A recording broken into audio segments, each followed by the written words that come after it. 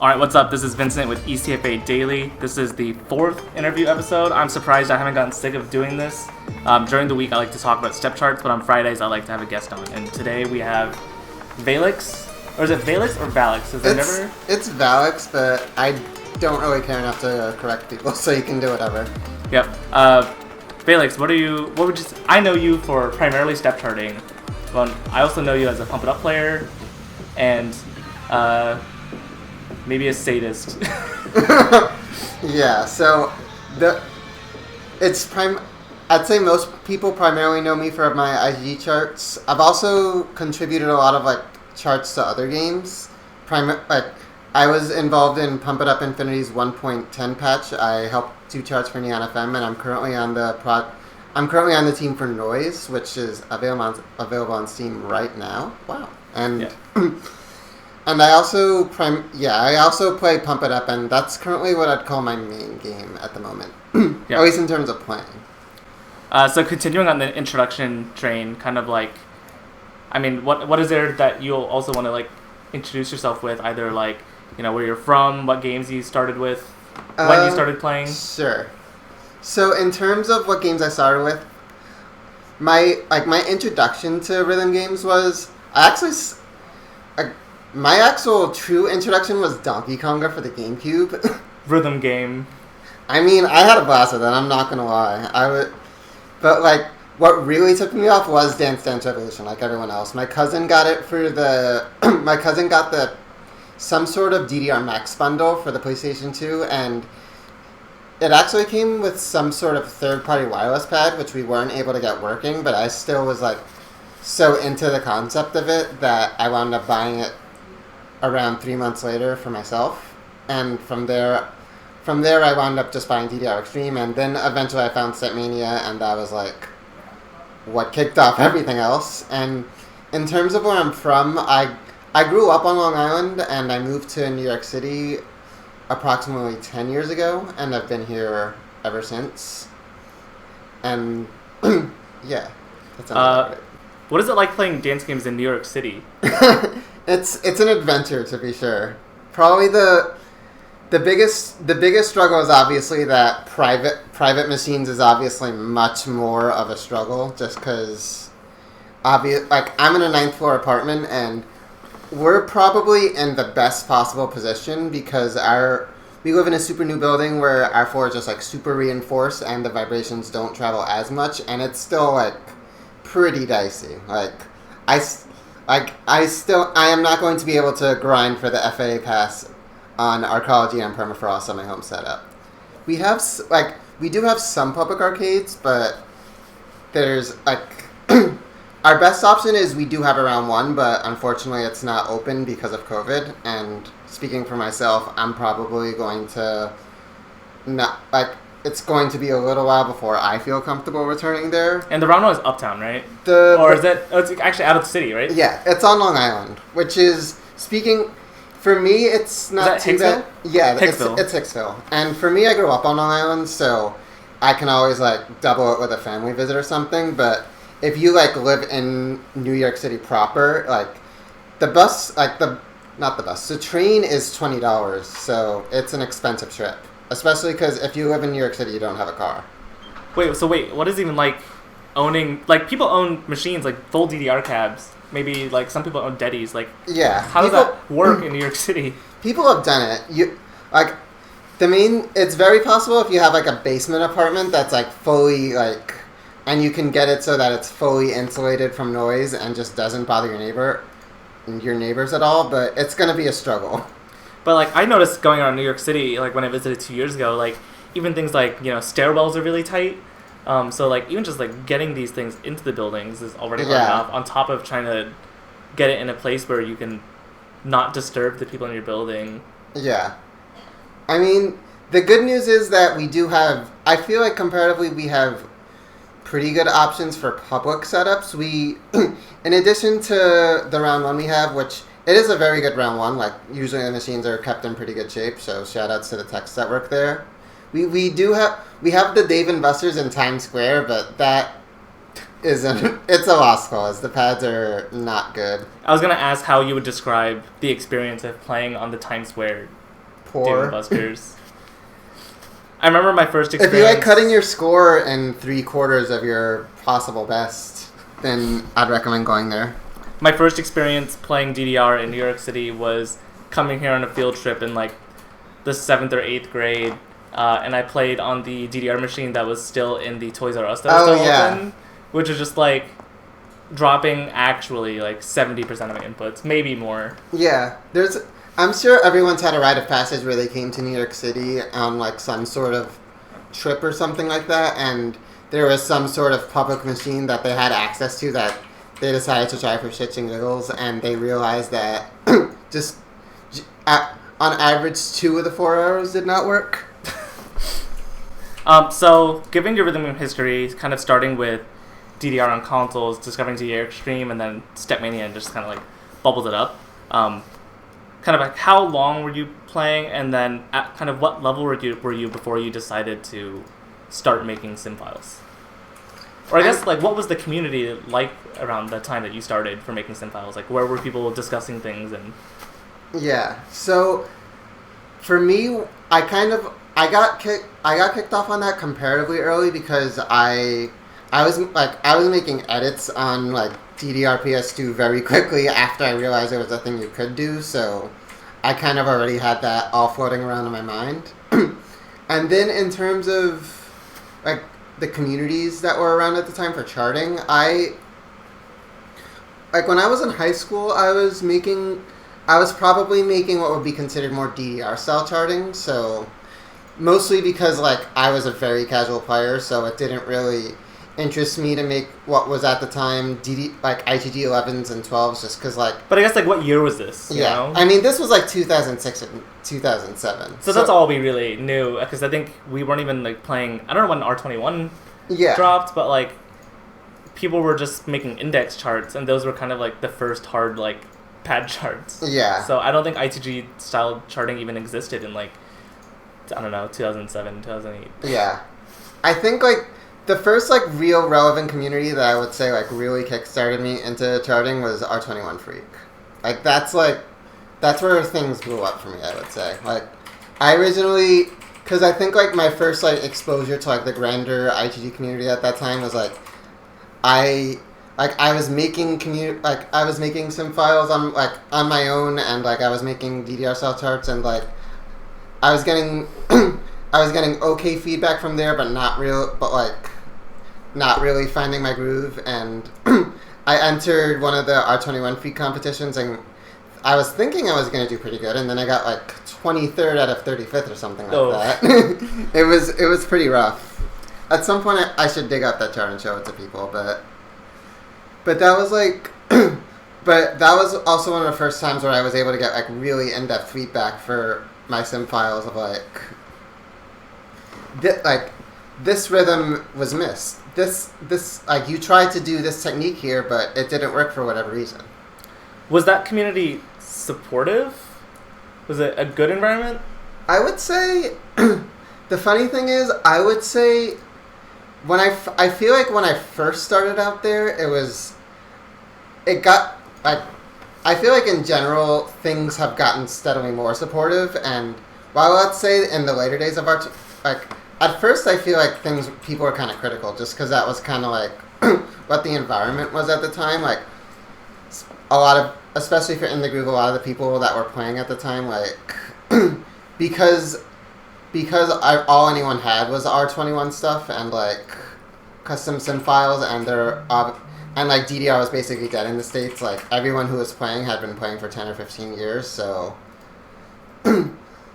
so there wasn't a lot of like new blood at the time. But I'd say like definitely in the later days of R21 Freak, like that's like where I got a lot of the feedback that made me good now. What were some of the first things that like inspired you or motivated you to make charts? So, I mean, I know the edit feature just existed in other versions. I know like in Chief Skittles' interview with Jeremy, he's kind of talked about how charting feels like a form of art. Like he uses the body movements as instructed by the game to like create like an expression of the song through movement, you know? Was there anything kind of like profound like that? Was it really Was there something that like sparked it off for you? I feel like I definitely, like, I totally agree with what Skittles said, and I just don't think, I didn't have a profound moment where that got kicked off for me. It's just like, I kind of grew into that as I sort of made sim files more and got better at it and was able to see what sort of different things what you could do with the medium. Like, at first when I was stepping charts, it was just like, the singer says these rhythms, so I match those rhythms, and maybe I'll throw some crossovers in there if if I feel like making it a little spicy.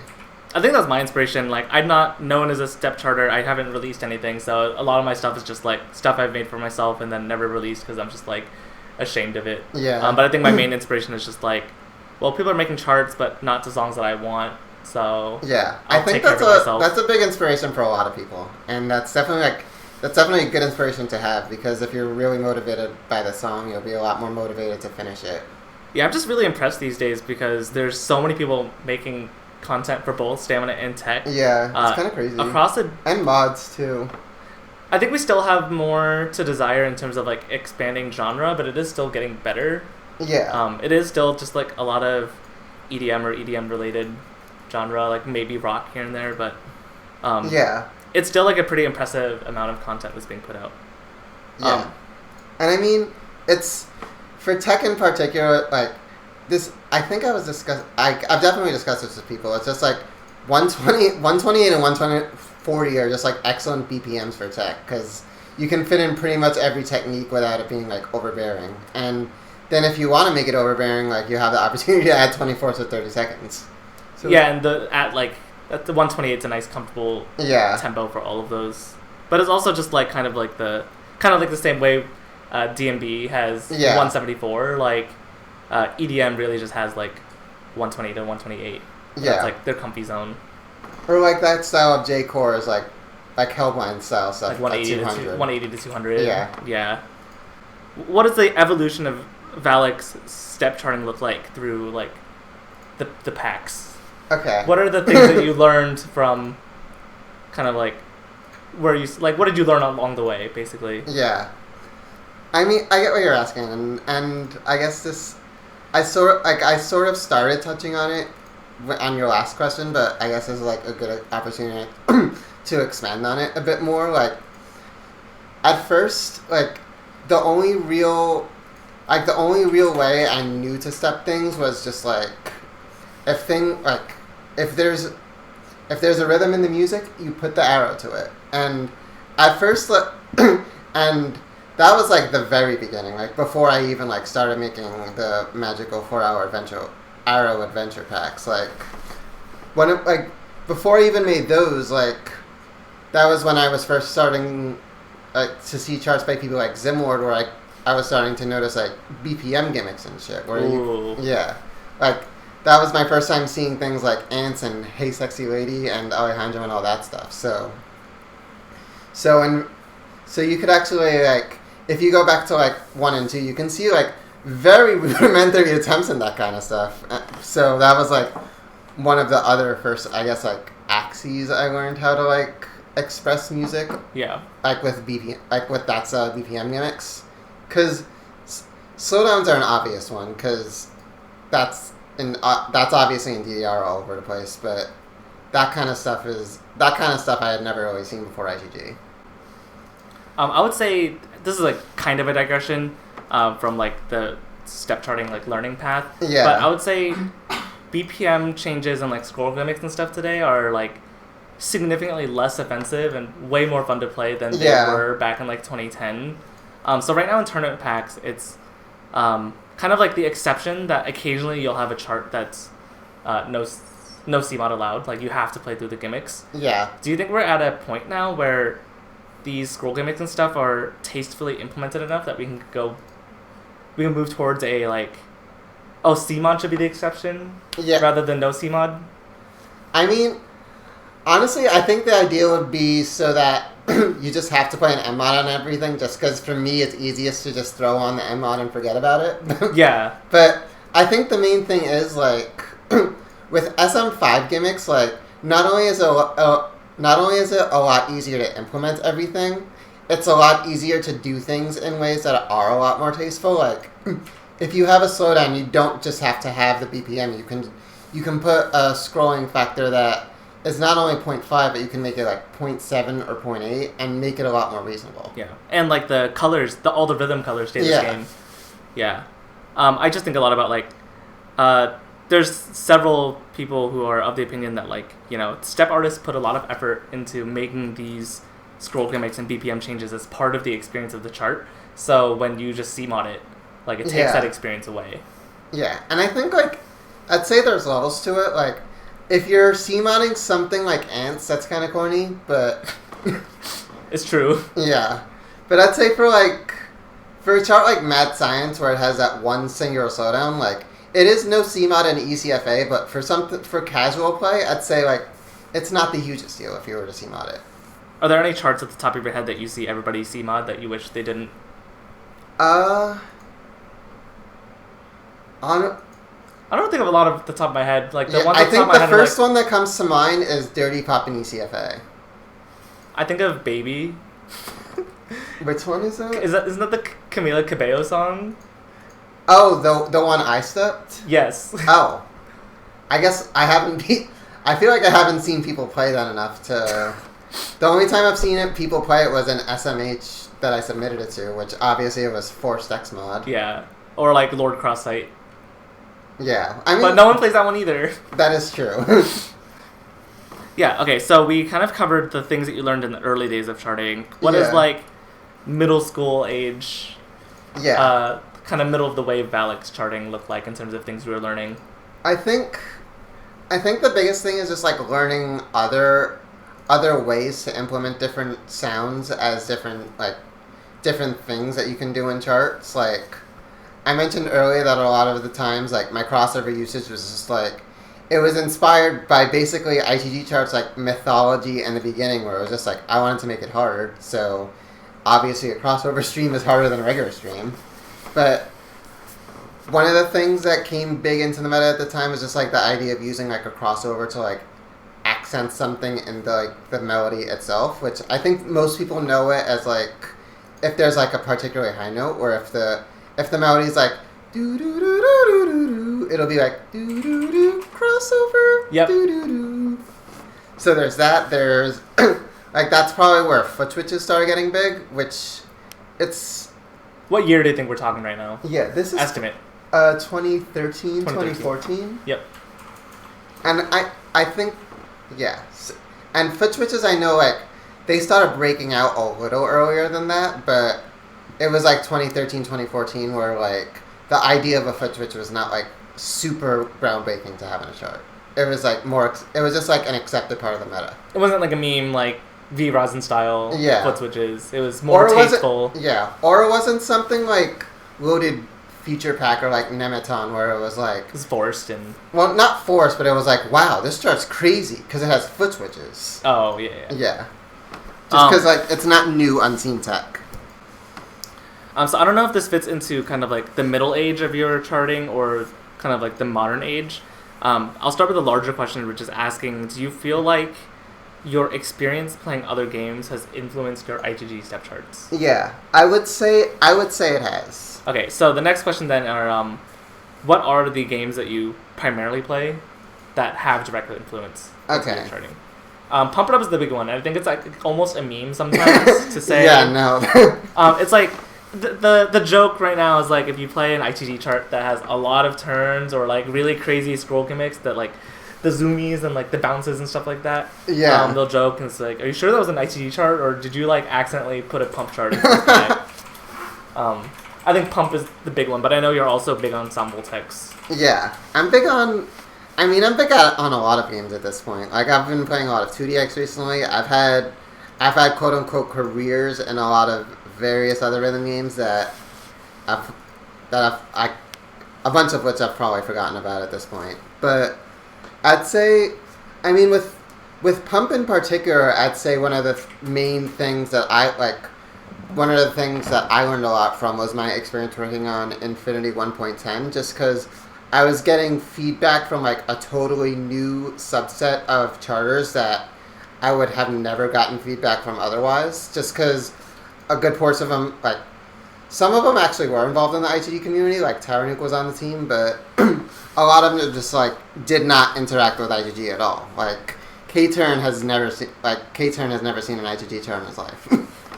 But, like, I was getting feedback from them, and, like, and they were just, like, giving me totally new ways to think about things, and so that, I would say, helped a lot. But for Pump in particular, one thing that they do really well, and that helped me a lot with my tech charting, and this is similar to what Trevor said about learning how to chart stamina, but they do a lot of more abstract representations of the music just with your general, like, body movement instead of just, like, strictly matching your rhythms, because Pump also has a lot of streams that don't go into music at all.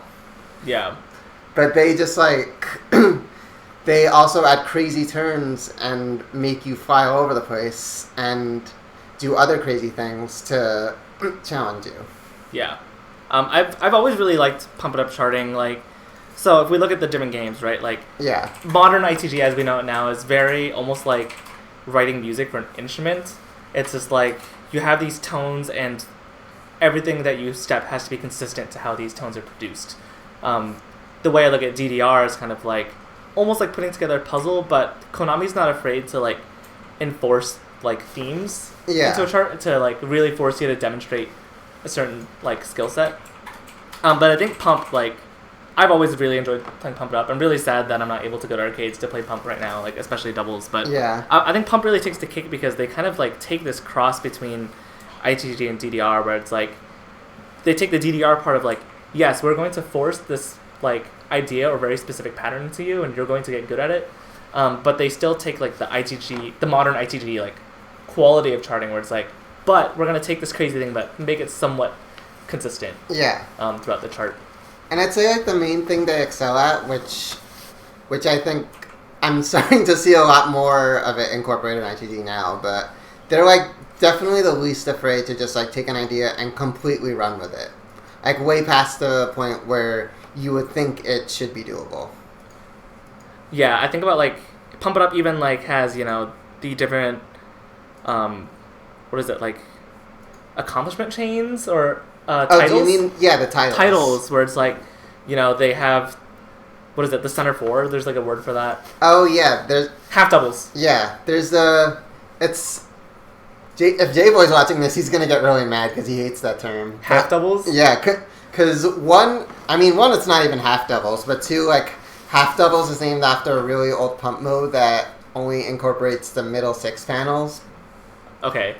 And that's why it's called half doubles. Okay, well... But Pump has a thing where basically, like, it has a half series of titles, which is based on getting good scores on charts that focus on those middle 6, but it also has, like, the gimmick titles, which are based on getting good scores in gimmicky songs. There's the run titles, which is based on getting good scores on run charts, which is basically their words for stream charts. And my personal favorite is they have the intermediate, advanced, and expert titles, which is basically just clearing a certain level of a certain number of a certain level of charts. So, like, if you clear 25 24s, you get the expert level 1 title. And that's, for me, that's, like, that totally revitalized my love for Pump It Up because it gave me, like, very specific goals to go for and, like, very specific ways to push myself. And I was having a blast with it, but then COVID happened. Yeah, so then to circle this back to, like, your step charting knowledge, do you feel like that's something you incorporate in your charts where, like, you have a specific pattern that you want to enforce, you really just, like, hit them in the face with it? I would say so. There's definitely a lot of more modern charts where I just, like, took an idea and just, like, totally ran with it, which I would say, speaking of Pump, like, my technical showcase chart for Fires of Destiny is a good one where I just take the Watatsumis and incorporate the brackets into it. I was really proud of that chart. Before we move on, I know we briefly mentioned Samvoltex. I know Samvoltex is, like, a hand game, but has that game kind of pushed any influence into your step charting? Or is it really just, like, song selection? I'd say for Samvoltex, it was primarily song selection. It definitely... Samvoltex...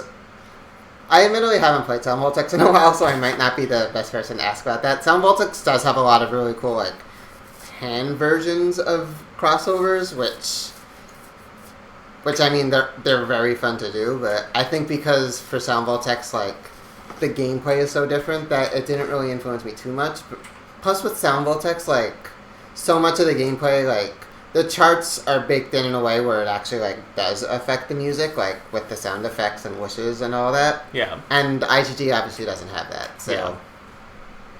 Yeah, there's... The ideas in music that you're willing to express is, like, they just exist in two different sets. Yeah. Right? I think the only overlap might be, like, rhythms. So, yeah, let's take a look at some charts. Alright, so what is this first chart we're looking at? This is Papa Gonzales from VALEX's Magical 4-Arrow Adventure 3. Do you know what year this came out? It's, I think, 2012. It's around there. It's Banya, so I'm assuming it's Pump It Up? Yeah, it's Pump It Up. Right. I think 0. What are some things we should look forward to here? So for this chart and the next chart, the particular reason I chose those was shoutouts to Mason. The lower charts for this are in ECFA 2021. With this chart in particular, I think it's a medium chart. So I was looking at this chart a little while ago, and there were definitely some like early ideas of stuff that I knew what I was doing, but some of the patterning choices are very poor. Some of the rhythm choices are all over the place, and I mean, if you were to pad it now, I don't think you would have a very fun time. All right, so we'll talk through it, and then you can actually talk over the chart if you want to while it's running, and then if you want to, we can, once it's done playing through, we can go back and look at anything. So this is Papa Gonzales 2012 or 2013. Approximately. You got some nice whistle. Got the resurrected replier. I feel like that's not right, but I'd have to go back and check. Alright, so we got a nice 24th tower to start things off. That's going to be really... If you were to play now... That's much more reasonable 24th patterning, at least. So I feel like the foot switches in here are pretty reasonable. What do you think of the chart so far? I mean, I'm not that observant of patterning. Yeah, that sucks. I hate that art mine in the middle of everything else. I think art mines are out. Yeah, they're definitely out. I like the one in the beginning, but having it in the middle of all that other shit is just very difficult to read. Oh, that's awful. That should not be a tower. Yeah. Even in the world where the tower patterning is okay, that trumpet player was going all over the place. I mean, the patterning of the 24th is super basic, which I don't think is very good, because that mine was cute, but the guitar player was going like all over the place, and it just like, yeah, it just changes direction once. Like, it's not very exciting. Like, I think the idea was it's fast and I want to make it friendly, but at this point, players are good enough now where you can put in any patterning just to match some music and have it be okay. Or at least, like, any not crazy crossover patterning. Don't get any ideas. I don't know if there's anything in particular we wanted to look back at this. I don't think so. Right. I mean, it's just... Patterning-wise, it's just very plain. Like, the arrows are there, they move in ways that aren't particularly uncomfortable, but they're not inspired. All the 24ths are either towers or they change direction once. I was going to say, I think this tower was okay. I think I'm zooming too fast. Because it's like, maybe I would keep the first half as a tower and then move the second half because it's moving across multiple drums. But yeah, I think something like that would be a good approach. But at least I have the idea of like the drum, like the drumming motion. Yeah, the drumming motion. Yeah. Yeah. Like if you go down to wherever that trumpet one was, where it was like. Oh yeah, yeah, like that tower's okay because it matches with the drum tones. Yeah, and the foot switches like they match the guitar. Another thing I noticed is like this group of three, at the end of the 24th, the bum bum bum. Yeah. Sometimes it's a jack and sometimes it's not. Oh yeah. Well, I think there is a reason for that because if you scroll down to. Am I going the right way? I think we can just go to that was a jack too. Yeah, well, which one was a jack? I mean, there's a jack from the last one, I think. I think the last does it end on that? This is that the one. jack. Yeah. Because I know for some of them, like, there were cymbal crashes, which I think I was trying to follow that, but if it should have been jumps if it was a cymbal crashes, and that one, I think I heard like a bass pedal, but it's way in there, and I'm just really trying to justify 2012 mistakes. I think I do get worried sometimes when people chart things that are only audible on headphones. Yeah, like, I've been because I've gotten that feedback from a few people, especially I've gotten it from Pump It Up players in particular, because I think for IGG it's a lot more accepted in the meta, just like have those weird bursts that follow very background noises, but for Pump, like, they don't, like, bursts aren't really part of the meta in general, because, like, little bursts aren't, like, they're interesting to time, but you're not timing anything in Pump It Up. So there were a few times where I put, like, weird 24th bursts to background instruments, and they'd just be like, what are you doing? Any last things to say about this? I guess we can look back at that one really bad guitar run. Because, man, that was not that one. It's further up. Oh, was it? Oh, yeah, that's it. The trumpet? Yeah. Tower. I mean, Yeah, this would be... How would you chart this now? Very differently. Honestly, like, I might do candle runs, like... I would play that. Cool. I guess, let's move on to the next chart. Sounds good. Alright, so this chart is actually one that I chose. This might be the first VALEX chart that I've played and was aware of it. Yeah, being your it was chart. one of the first charts for me that say, like, quote unquote blew up. Yeah, the first national I went to was DDR Storm in 2016. Yeah, and it was in the pack. So, where did this song come from? This one, I believe, I was getting really into Void just because I heard a bunch of his charts. I mean, a bunch of his songs through charts, and it was on one of the albums I downloaded from him. Would you call this a breakthrough chart? I would say so. I mean, I would say this pack in general was like a breakthrough pack, because there's some other charts from there that I would say I got popular for as well. I'm trying to think. Is this actually an ECFA? It is, yeah. The 11 is, and also I think the heart chart is the 7. The 7. Yeah, that should be an 8. It's Trevor's fault, right? It's always Trevor's fault. It's Trevor's fault.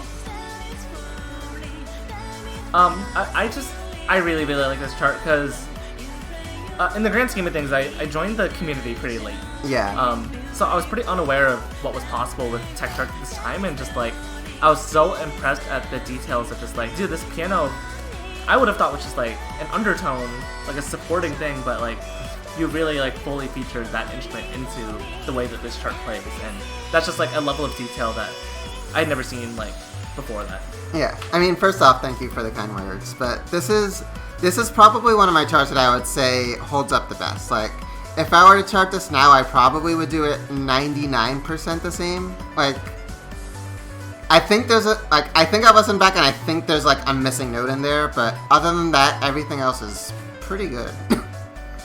Like, I think the one I could see people making an argument for like throwing more. You gave that part a look. No, it was good. Oh yeah, thank you. But you could make an argument for like throwing more tech in the chorus, like some crossovers or something. But like, I think sometimes it's fine to just like have some chill parts where you can chill and pick up some fantastics and have fun. Yeah, I think that kind of like makes me think about Pump It Up as well, where it's like, you know, you don't need to overwhelm. There's no obligation to overwhelm the player with every possible piece of tech. Yeah. And trying to diversify it. Like, it's not a problem to make a chart that's like features a piece of tech and make that the hard thing. Yeah, and I think one other thing that Pump does really well is like difficulty. Like, I'm trying to think of what the word for it is, but they obviously have like hard parts, but then they have easy parts as well, and there's like a very big gradient between them. Yeah, like, I don't know what your intention of this chart was, but I interpret it as just like me playing piano on my feet. You know?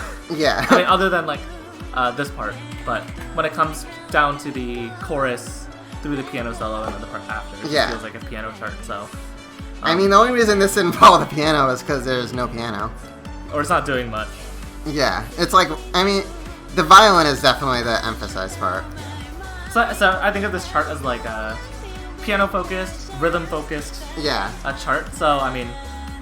Yeah, maybe today it's got some crossovers for spice, but they're definitely not overwhelming. Yeah, it's a very tasteful chart. It doesn't force anything in that shouldn't be there for the sake of being there. Yeah, I think that's all I had to say about that. If you had any other last words for it. No, I think we covered pretty much everything there's to say. It speaks for itself pretty well.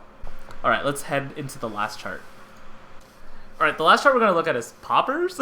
Yeah, this one was for the fans. Where did you find this song? I found it on Fox Ski's SoundCloud because he also made 9mm and Kirby Smash, which were two other popular ITG songs that I loved. So I was browsing his SoundCloud one day and this was on there, and I was like, "What the fuck?" And then this was submitted for Omid's charting competition for Democracy. Yes, that's right. This was admitted to the final round, and for some reason, people were into it enough to give it the victory. Yep, and then, well, the weird thing is, like, I thought that competition was Omi picking the songs. The rules varied, because in the beginning, it was Omi picking the songs, and then the rules shifted a few times. Like, there were a few rounds where instead of just the specific songs, it was you were given a set of artists, and then you could pick any song by them, but for the final round, it was open season, pick whatever song you want. And I think I really appreciate Democracy as a community event because I think there were maybe even names that you hadn't even heard of, and people charting like through the entire event and just getting a lot better at it. Yeah, I noticed that too. There were a lot of really good charts by people that I was not familiar with at all, or had even like heard of as names in the community before this, and now they're pumping out fantastic charts in the pack that this originates from, Democracy. So if you want some good charts and also poppers, you can check that out.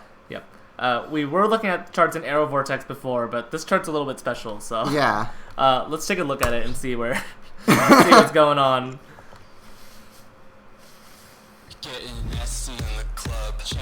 Dude, these lyrics. This banner. Shoutouts to Sorry for the banner. Shoutouts to Feeling Bluesy. Shoutouts to Getting Fucked Up in the Club. Okay, so there's a warp? Yeah. So, this has a lot of SM5 gimmicks, which this was... Actually, I'm trying to remember. Actually, I learned of a lot of SM... Yeah, so those were all done doing SM5. So Vincent is confused by this part, so he's trying... So, you face the same way the whole time. So you're facing left, stay facing left.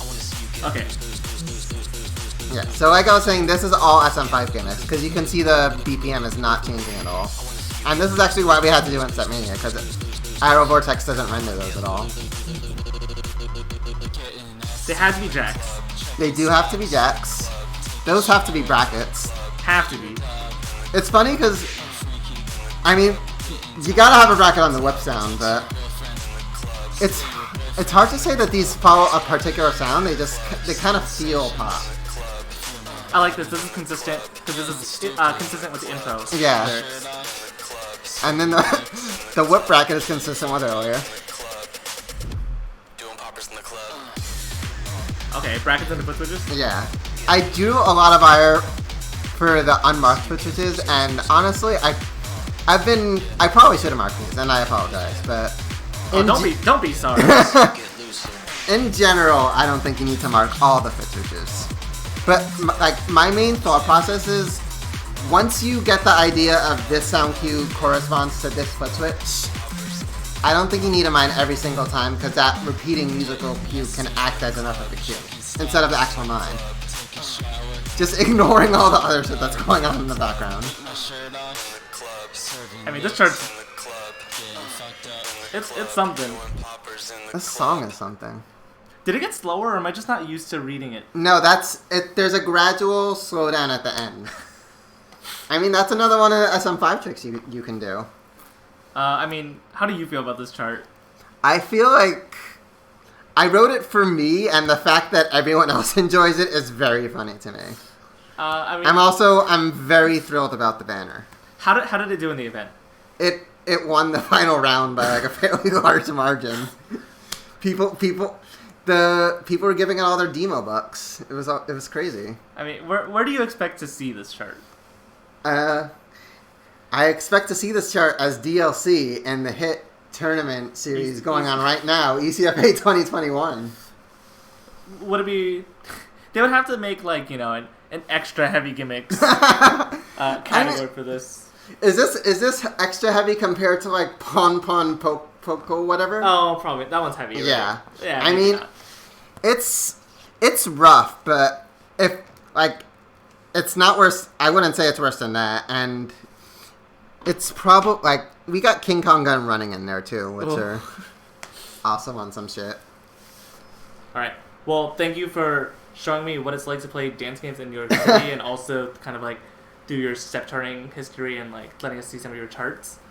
Do you think you have any advice for people who are interested in charting, or maybe people who are charting now? I would say the biggest advice that I could give is just to like post your charts out there and get feedback from as many people as possible, especially now, because I feel like this is for tech, for stamina, for mods, for any other for any other type of charting you can imagine, at least in 4-panel.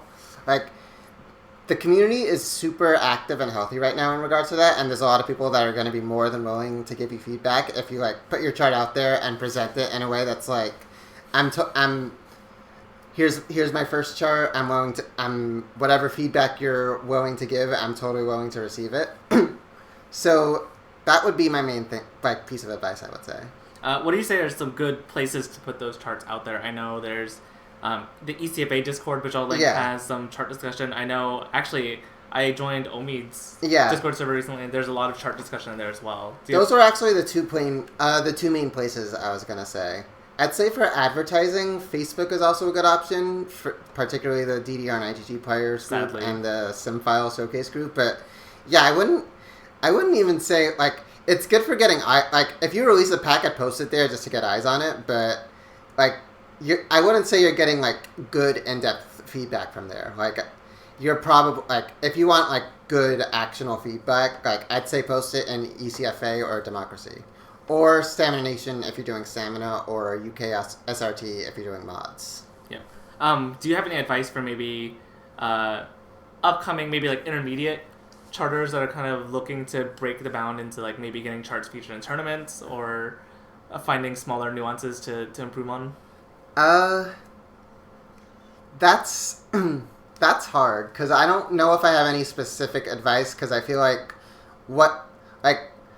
basically what got me to the level I am now, I think, was just like putting the reps in and writing like a shit ton of charts. And I guess also like the one thing that I think is a good idea is just like trying to make a lot of different types of charts. Like the two main things with that are, one, I'd say like especially if you're an intermediate charter, like try to step a lot of different kinds of music, I would say, like at least just in terms of like variety of like different BPMs, different types of tech you can use. Like if you're like, as much as I love for Alligator's charts, if you're stepping exclusively 128 BPM electro house, you kind of won't be able to that is only one type of music at 1 BPM at the end of the day. You have to like diversify the things you work on.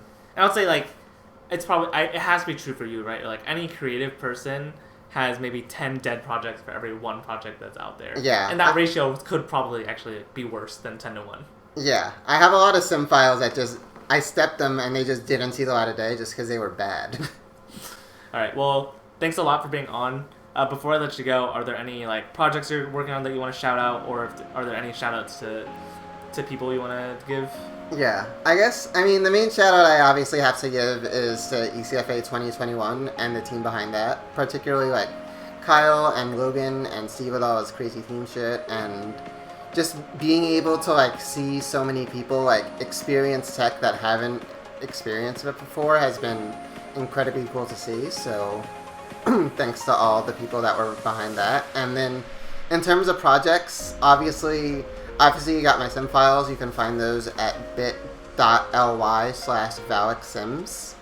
And VALEX is obviously VALEX. And the other project I'm involved with is Noise, it's a combination of a rhythm game, a bullet hell, and a visual novel, which is a lot. And currently you can find it on Steam, which you can currently buy the base game Noise and the expansion Noise Reverse, you can also they're free.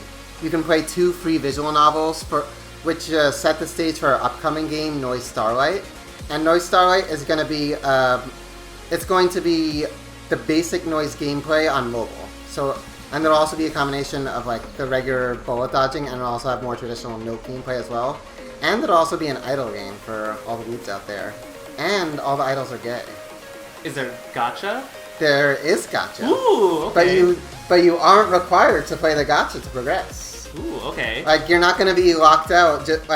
You're not going to be, like, rank 500 on the leaderboard just because you didn't roll premium rare anime girl. Yeah, that's what they all tell you.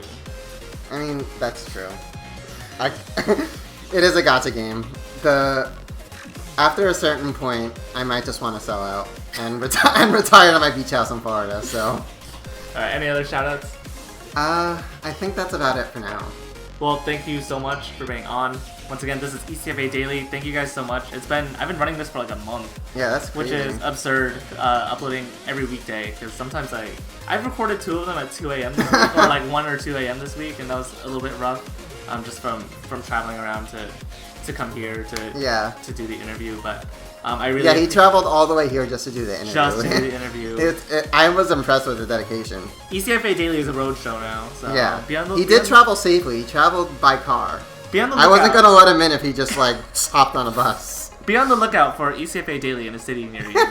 But yeah, I really appreciate the support. We're, like, at almost 150 subscribers now. Like, the intro to Tech Notations video has, like, almost 1,000 views. Once again, if there's certain guests or other topics you want to see, definitely leave a comment and I'll see what I can do. So, thank you guys so much, and I'll catch you guys next week.